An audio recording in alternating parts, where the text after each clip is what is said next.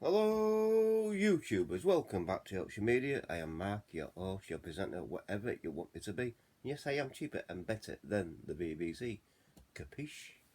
Right, so what are we talking about today? Well, we're going to be going through Bonnie and Clyde. You know, the Barrow Gang bank robbers, basically. So, here we go with some little bit of history for you. Bonnie Elizabeth Parker, October 1st, 1910, May 23rd, 1924. Clyde Champion Barrow, March 24th, 1909, May 23rd, 1934, were an American criminal couple who travelled the central United States with their gang during the Great Depression. During the Great Depression, the couple was known for their bank robberies, although they preferred to rob small stores, rural funeral homes. Their exploits captured the attention of the American press and its readership during what is occasionally referred to as the Public Enemy era, between 1931 and 1934, until the couple were ambushed and shot to death in Bonneville Parish, Louisiana. They are believed to have murdered at least 9 police officers, 4 civilians. So Bonnie and Clyde, the Barrow Gang, known as the Barrow Gang, they died May 23rd, 1934, age 23.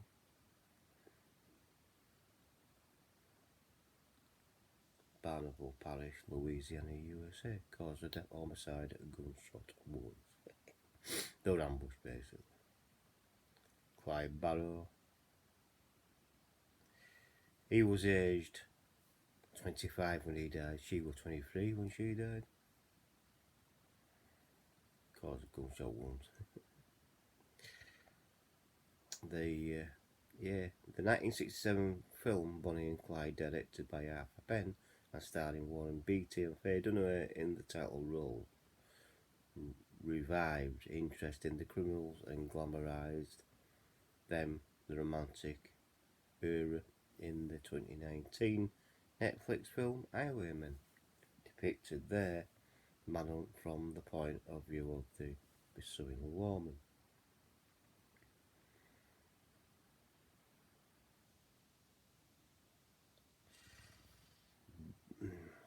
Bonnie Elizabeth Parker was born in 1910 in Ruana, Texas, and the second of 3 children. Her father, Charles Robert Parker, 1884-1914, was a bricklayer who died when Bonnie was 4 years old.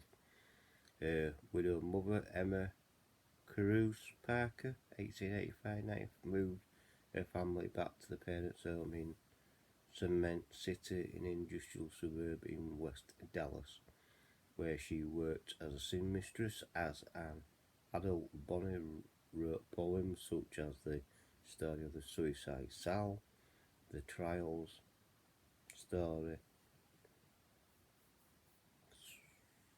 Suicide Sal and The Trials End, the letter more commonly known as The Story of the Bonnie and Clyde. In her second year in high school, Parker met Roy Thornton 1908. The couple dropped out of school and married on September 25th, 1986, days before her 16th birthday. Their marriage was marred by his frequent absence and brushes with the law, and it proved to be short-lived. They never divorced, but their paths never crossed again. After January 1929, Parker was still wearing Thornton's wedding ring when she died. Thornton was in prison when he heard of her death, commenting, "I'm glad they jumped out like they did.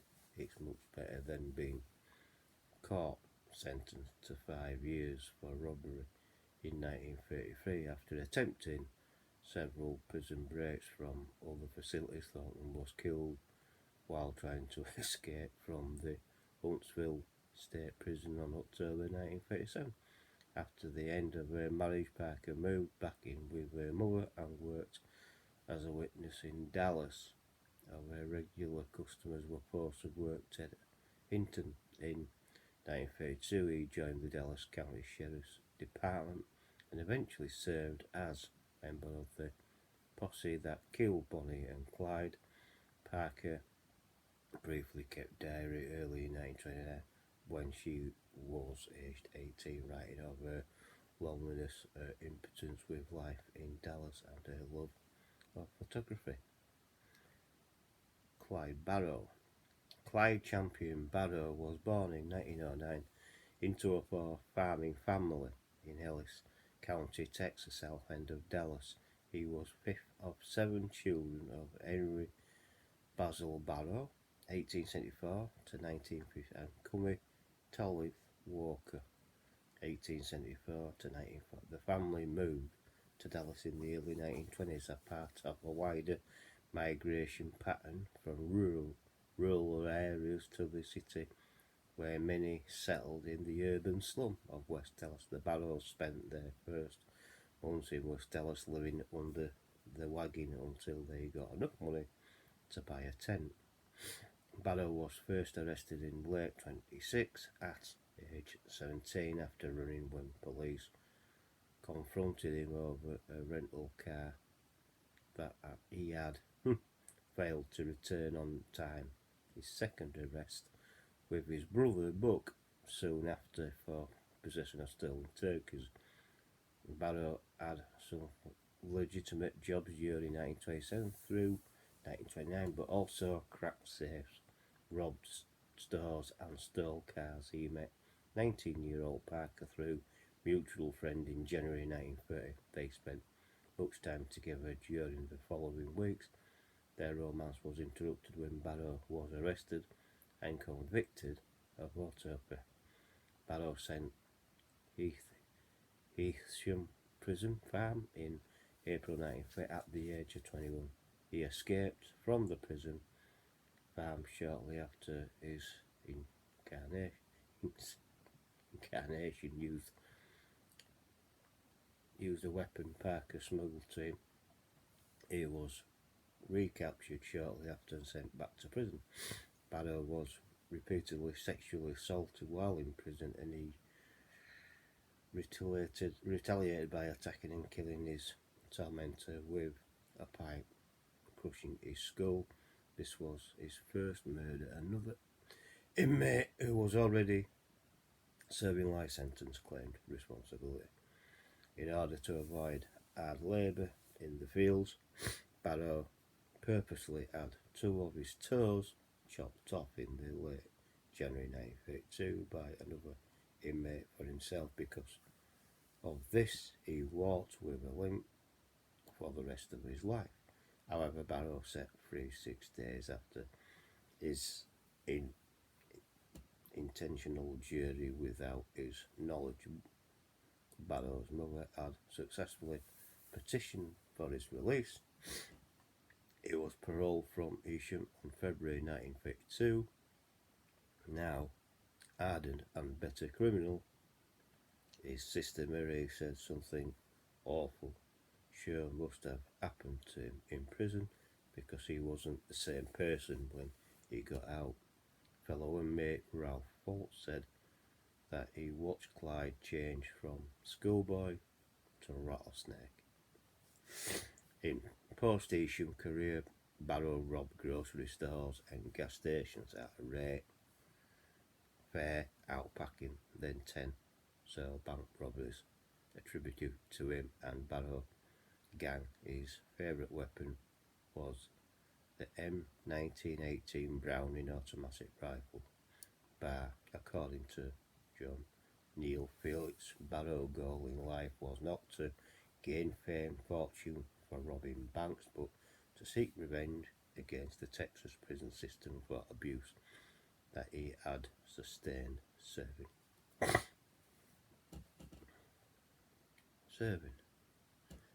Right.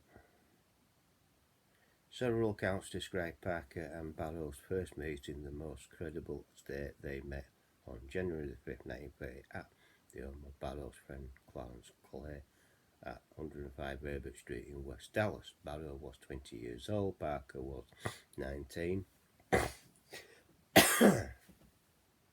was 19, was out of work and staying with a female friend to assist her during her recovery from a broken arm.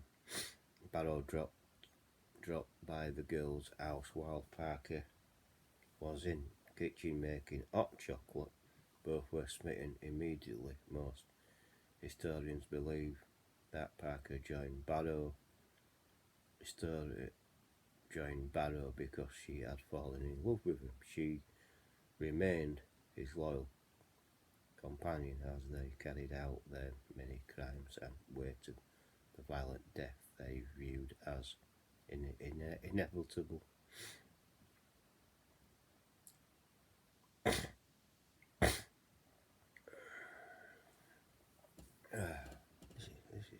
is brilliant. After Barrow's release from prison in February 1932, he and Falks began a series of robberies, primarily stores and gas stations.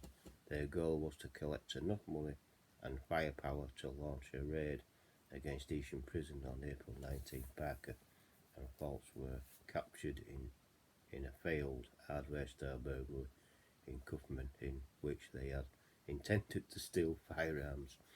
Parker was released from jail after a few months when the grand jury failed to indict her. Falks was tried, convicted and served time. He never rejoined the gang.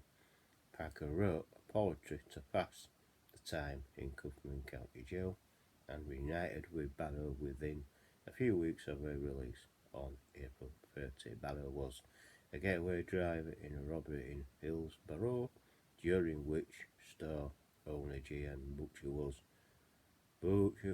shot and killed.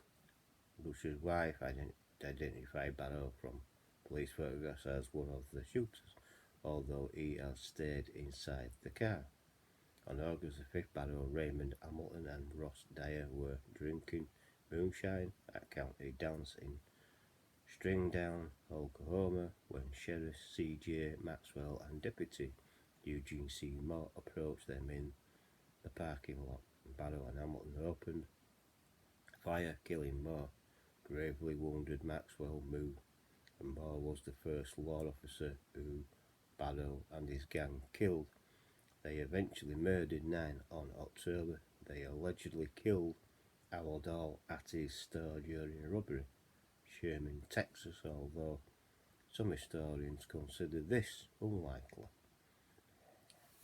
W.D. Jones had been a friend of the Barrows family since childhood. He joined Parker Barrow on Christmas Eve 1932 at the age of 16, and the three left Dallas that night. The next day, Christmas Day that year, Jones and Barrow murdered Doyle Johnson's young family man while stealing his car in Temple. Barrow killed Tarrant County Deputy Malcolm Davis on January 6, 1950, when Parker and Jones wounded into police trap set by another criminal. The gang had murdered 5 people since.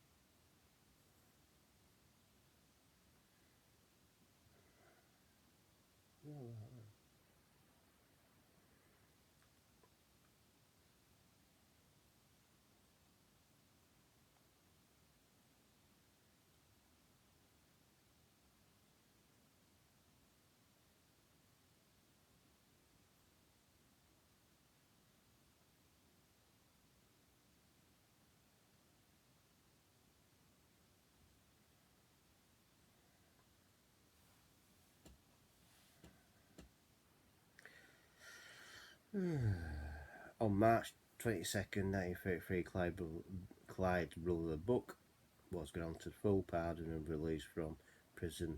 He had his wife Blanche set up housekeeping with Bonnie and Clyde and Jones in temporary hideout at 3347 Oak Ridge Drive in Joplin, Missouri. According to the family sources, Buck and Blanche were there to visit. They attempted to persuade Clyde to surrender to the law enforcement. The group ran loud alcohol-fueled card games late into the night in the quiet neighbourhood. Blanche recalled that they bought a case of beer a day. The men came and went noisily at all hours, and Clyde accidentally fired a bar in the apartment while cleaning it. No neighbours went to the house, but one reported suspicious to the Joplin Police Department.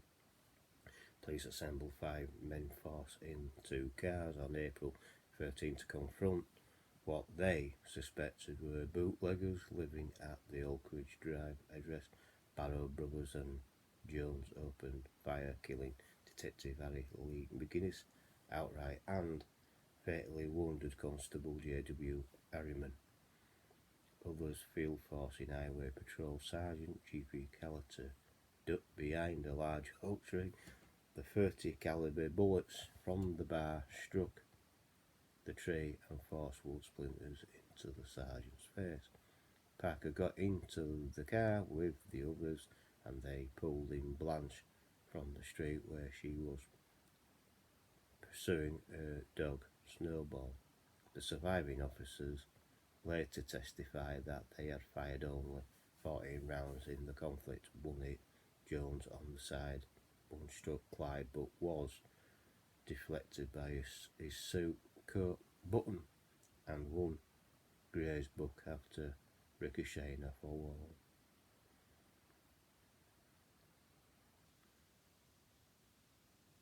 The group escaped the police at Joplin but left behind most of their possessions at the apartment, including Buck's parole papers, 3 weeks old, large arsenal of weapons, and handwritten poem by Bonnie, and a camera with several rolls of undeveloped film. The police developed the film at the Joplin and found many photos of Barrow, Parker and Jones posing, pointing weapons at one another. The Globe set the poem and the photos over the news wire, including a photo of Parker clenching a cigar in her teeth and pistol in her hand. The Barrow gang subsequently became front page news throughout America. Photo Parker posing with a cigar and gun became popular. Jeff Gwen is in his book Go Down Together, They True Untold Story of Bonnie and Clyde. Noted.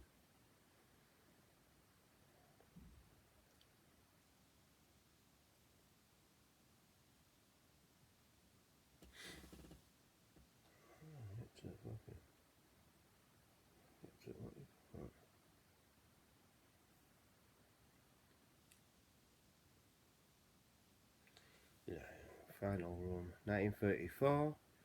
On January 16th, 1934, Barrow orchestrated the escape of Hamilton, Methvin and several others in Elysian breakout. The great negative publicity for the Texas seemed to have achieved what historian Phillips suggests was his overriding goal: revenge on the Texas Department. Barrow gang member Joe Palmer shot Major Joe Crossan during his escape, and Crossan died a few days later in hospital. The attack attracted the full power of the Texas federal government to the man on Barrow and Parker as Crossan struggled for life. Prison Chief Lee Simmons' report promised him that all persons involved in the breakout would be hunted down and killed. All of them eventually were accepted for the Melvin persevered his life by turning on the gang and setting up the ambush, and Barrow and Parker, the Texas Department of Corrections, contacted former Texas Ranger Captain Frank Hammer and persuaded him to hunt down the gang. He was retired, but his commission had not expired.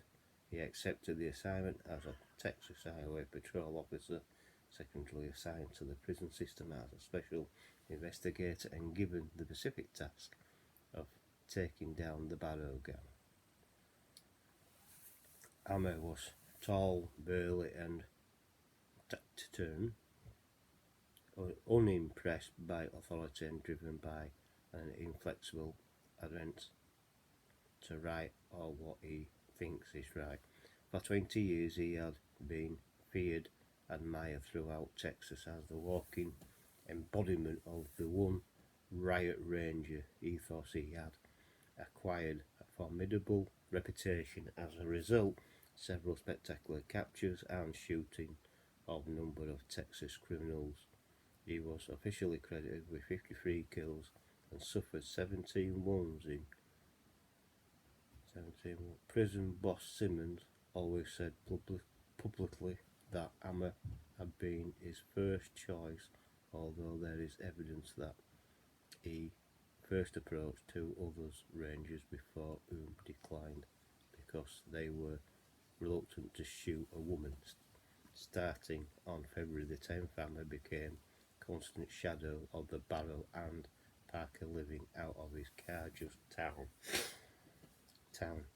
Two behind. Three of the Hammer's four brothers were also Texas Rangers. Harrison was the best shot of the four, but Frank was considered the most tenuous. April 1934, the route of 114 on Dove Road near Grapevine, Texas, South Lake Highway Patrol H.D. Murphy and Edward Brown Wheeler stopped their motorcycles, thinking motorists needed assistance. Barrow, Melvin or Parker opened fire with shotgun and handgun, killing both officers. Eyewitnesses' account said that Parker fired the fatal shots and his story received widespread coverage. Melvin later claimed that they fired their first shot after mistakenly assuming the Barrow wanted the officers killed.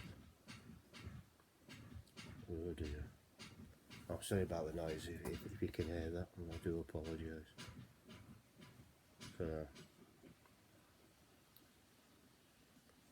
So by May 1934, Barrow had 16 warrants outstanding against him for multiple accounts of robbery, auto theft, escape, assault, murder in 4 states. Hammer, who had begun tracking the gang on February 12th, led posse. He had studied the gang's movement and found that they swung in circles skirting the edges of 5 Midwestern states, exploiting the state line rule which prevented officers from pursuing fugitives into another jurisdiction. Barrow constantly his movements, so Hammer charted his path and predicted where he would go.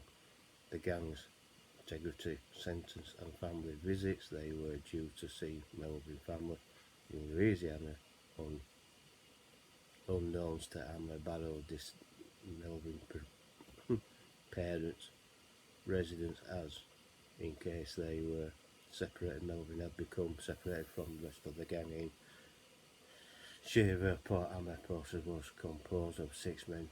Texas officers Hammer entered Alcon, being many Gold and Louisiana officers Henderson, Jordan and Prentice Morley Oakley.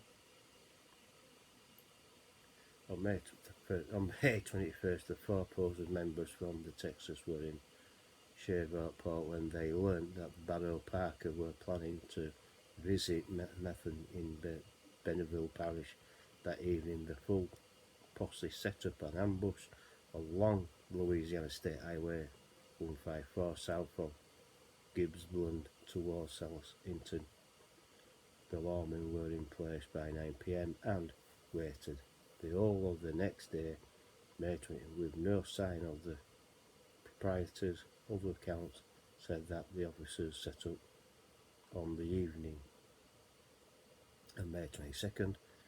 At approximately 9:15 AM on May 23rd, the posse was still concealed in bushes and almost ready to give up when they heard a vehicle approaching at high speed. In their official report, they stated they had pursued method to position his truck on the shoulder of the road that morning, and they hoped Barrow would stop to speak with him, putting the vehicle close to the posse's position in the bushes. The vehicles proved to be Ford V8 with Barrow at the wheel and slowed down as though they 6 lawmen opened fire while the vehicle was still moving. Oakley fired first, probably before any order to do so.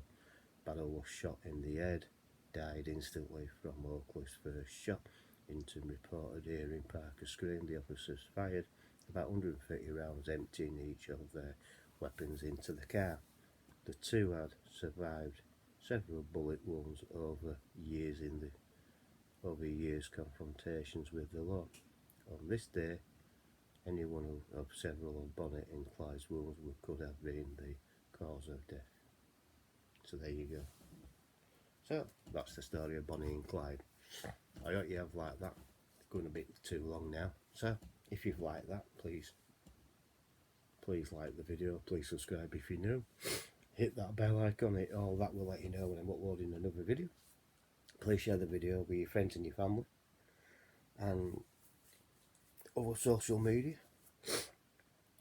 like Facebook, Twitter, Instagram, Bing and Twitch and things like that.